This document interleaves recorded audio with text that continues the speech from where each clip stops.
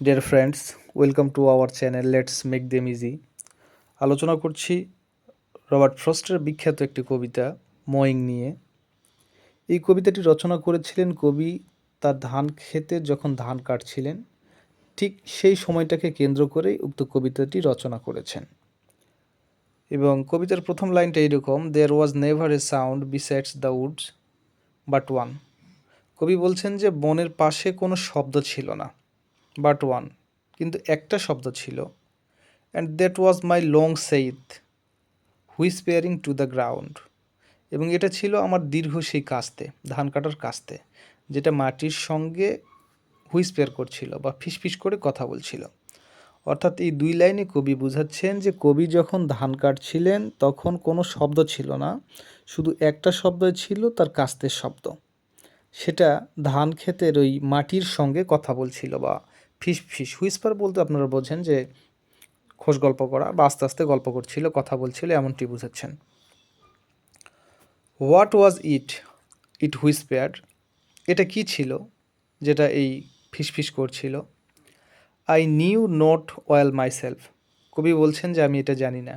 সে নিজেই বলছেন যে এই শব্দটা কি, কোথা থেকে আসছিল বা এই শব্দটা কোথায়, কিন্তু সে আবার নিজেই বলছেন যে না, এই শব্দ সম্পর্কে আমি জানি না, খুব একটা ভালো জানি না। Perhaps it was something about the heat of the sun, কবি বলছেন সম্ভবত এটা হতে পারে যে এই কাস্তেটা সূর্যের তাপ সম্পর্কে কথা বলছে। Perhaps something perhaps about the lack of sound, বা এমন হতে পারে সামথিং, কোনো কিছু, পারহ্যাপস সম্ভবত about the lack of sound. Lack of sound বলতে এখানে শব্দ নাই বা শব্দের অভাব, অনুপস্থিতি, অর্থাৎ সাইলেন্ট মুড বোঝাচ্ছে। হয়তো সেই নীরবতার কথাটাই বলছে। কবি বলছেন হয়তো সূর্যের তাপের কথা বলছেন, অথবা কিছু বলছেন, অথবা কি বলছেন, যে এই সময়ের নীরবতার কথা বলছে বা এই মোমেন্টের নীরবতা ভাঙতে চায় না, এই কথাটা বলছে। And that was why it whispered, এবং এই কারণে হয়তো এটা ফিসফিস করে কথা বলছে। অ্যান্ড ডিড নট স্পিক, আবার এমনও হতে পারে যে এটা কথাই বলছিল না, আদৌ কোনো কথাই বলেনি। Did not speak. I was no dream of the gift of the idle hours, বলছে it was no dream of the gift of idle hours, এটা অবসর সময়ের সেই স্বপ্নের কথাও বলছে না। কবি বুঝাতে চাচ্ছেন মানুষ অবসরে কল্পনার রাজ্যে বিচরণ করে, স্বপ্নের মাঝে হারিয়ে যায়, কৃত্রিম সুখ লাভ করে, তার কথা বলছে সম্ভবত এই কাস্তিটা। অথবা easy gold at the hand of the ফে অর ইলফ, ফে অর ইলফ বলতে এখানে পরী বোঝাচ্ছে। কবি আবারও বুঝাচ্ছেন এটা হতে পারে যে পরীর হাতের যেই স্বর্ণ বা তার পরীদের হাতে যে একটা সম্পদের আধার থাকে, এটা কাল্পনিক একটা কথা বা স্টোরির মতো, মোরাল ফিবেল, যে পরীদের হাতে যে সম্পদ থাকে এই সম্পদের কথা বলছে। অর্থাৎ যারা অলস মানুষ, তারা পরিশ্রমের মাধ্যমে কোনো কিছু লাভ করতে চায় না, তারা চায় সহজে গুপ্তধন প্রাপ্তির মধ্য দিয়ে অর্থনৈতিক সমৃদ্ধি লাভ করতে বা ধনবান হতে। কবি বলছেন এই কাস্তে হয়তো এই কথাগুলোই বলছে। Anything more than the truth would have seemed too weak, বলছে এর চেয়ে ভালো কিছু একটা বলছে, এর চেয়ে ভালো কোনো সত্য কথা বলছে। Would have seem too weak, যেটা অনেক দুর্বল মনে হচ্ছে বা শোনা যাচ্ছে না। কবির কথাটা এইরকম হয়তো এসব না, এগুলো সবগুলোকেই কবি রিজেক্ট করে দিয়েছেন, যে ওপরে যা বলা হলো এগুলো কিছুই না, এগুলো বলছে না। এমন কোনো সত্যের কথা বলছে যেটা অনেক উইক, শোনা যাচ্ছে না, অত্যন্ত ক্ষীণ করে বলছে, ছোট করে বলছে। To the earnest love that laid the swale in rows, বলছে এটা একটা আন্তরিক ভালোবাসা যেটা সারিবদ্ধভাবে রয়েছে, বা এখানে পরিশ্রমের কথা বলা হচ্ছে। Note without feeble pointed spikes of flowers, এখানে ফুলের সেই মঞ্জুরির কথা নির্দেশ করা হয়নি বা এটার কথাও বলছে না। অর্থাৎ কবি এখানে বোঝাতে চাচ্ছেন যে কাস্তে পরিশ্রমী সে কবির মতোই, সে বাস্তবতায় বিশ্বাসী, সে ইমোশনাল নয় অথবা কল্পনার রাজ্যে বিচরণ করে না। সে ইসকেপিস্ট নয় এবং ইসকেপিজমের সেই থিওরিটাও সে মানে না, অর্থাৎ সে পরিশ্রমী। কবি বলছেন যে এসব কোনো কিছুই বলছে না।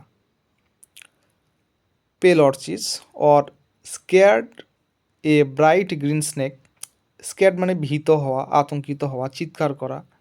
এ ব্রাইট গ্রিন স্নেক মানে উজ্জ্বল কোনো সবুজ সাপের ভয়েও সে ভীত নয় বা এর কথাও সে বলছে না। অর্থাৎ এখানে বোঝাচ্ছে যে এই কাস্তেটা কবির মতোই পরিশ্রমী। এই ইমোশনাল কোনো কথাবার্তাগুলো এই কাস্তেগুলো বলছে না বা কোনো কিছুর ভয়ে সে ভীত নয়, সে শুধু পরিশ্রমই করতে চায় এবং পরিশ্রমের মধ্য দিয়েই সে নিজের সার্থকতা খুঁজে পায়। The fact is sweetest dream that লেভার নোস। আসল কথাটা হলো, এই ফ্যাক্ট মানে সত্য কথা বা আসল কথা। আসল কথাটা হলো এই সুইটেস্ট ড্রিম, এই মধুর স্বপ্নটা হচ্ছে দ্যাট লেবার নস, এই শ্রমিকরাই জানে, শ্রমিক ভালো জানে। অর্থাৎ যে কাজ করছে সে এই মধুর স্বপ্নটার অর্থ জানে বা মধুর স্বপ্নটা জানে। এটা হচ্ছে এখানকার একটা বেজ লাইন বা মিনিংফুল লাইন। এই কারণে কবি এখানেই বুঝাচ্ছেন যে একজন লেবার সে সারাদিনই পরিশ্রম করে এবং পরিশ্রমের মধ্য দিয়ে সে অনাবিল সুখ এবং শান্তি লাভ করে। সে বাস্তবে বিশ্বাসী। সে কাজ যত কঠিনই হোক না কেন, তার একটা লক্ষ্য থাকে বা টার্গেট থাকে। পরবর্তীতে এই কঠিন কাজগুলো কিভাবে সে সম্পন্ন করতে পারে এবং অনেস্টলি সেই কাজটা পারফর্ম করতে পারে। যখন এই কাজটি পারফর্ম করা হয়ে যায় তখন সে একটা অনাবিল সুখ লাভ করে। আর এই কাস্তেটা এই লেবারের কথাই বলছে বা এই শ্রমিকের কথাই বলছে যে কখনোই বাস্তবতা ছেড়ে কল্পনার রাজ্যে যেতে চায় না, কল্পনার রাজ্যে বিচরণ করতে চায় না। কঠোর পরিশ্রমের মাধ্যমেই সে এই অনাবিল সুখ বা প্রশান্তি লাভ করতে চায়। এটাই হচ্ছে তার ধর্ম।